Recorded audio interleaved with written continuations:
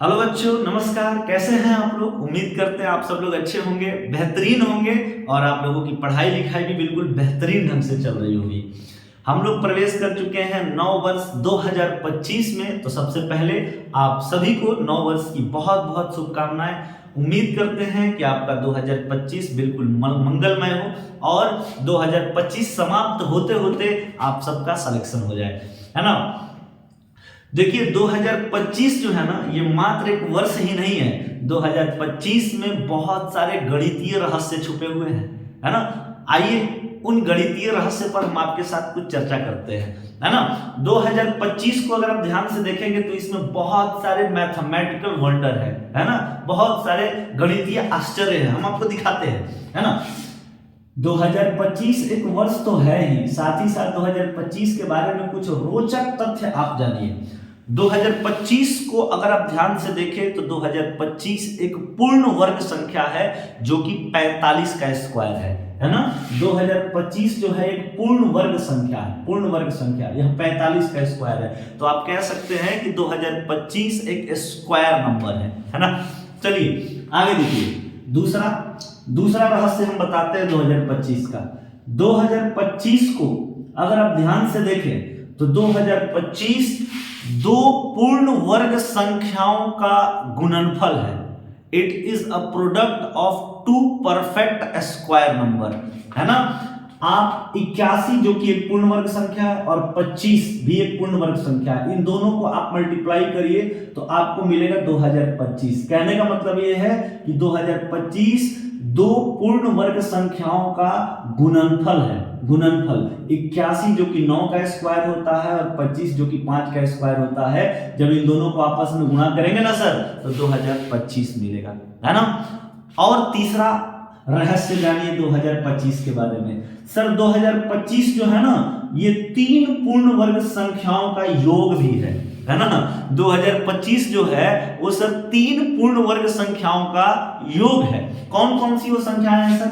आप 40 का स्क्वायर करना, इसके बाद 20 का स्क्वायर करना और इसके बाद 5 का स्क्वायर करना और सबका योग कर देना, सर 2025 मिलेगा आपको, है ना। तो आप ऐसा भी कह सकते हैं कि 2025 तीन पूर्ण वर्ग संख्याओं का योग भी है ना।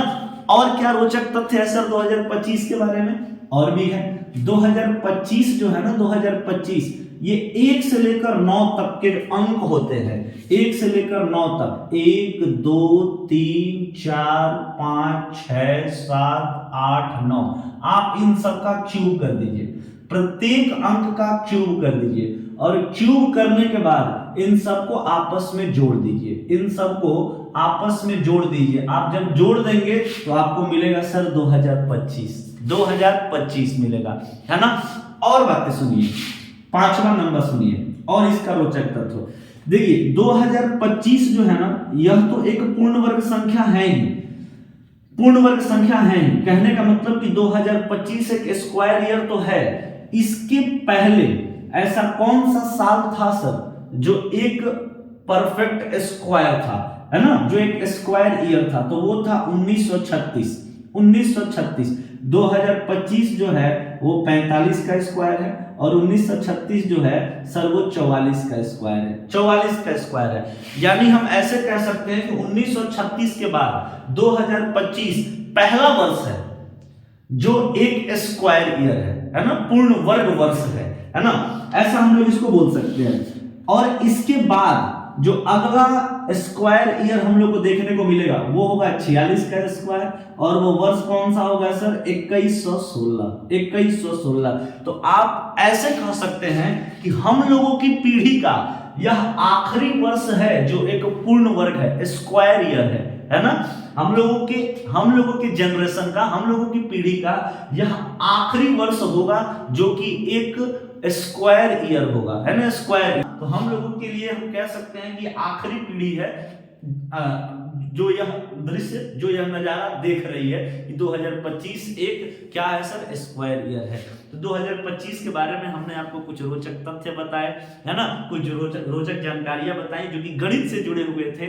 उम्मीद करते हैं आपको मजा आया होगा ये सब चीजें जानकर। चलिए एक बार पुनः आप सभी को नववर्ष की बहुत बहुत शुभकामनाएं, है ना। आपका वर्ष मंगलमय हो। धन्यवाद, मिलेंगे अगले वीडियो में। Thank you so much.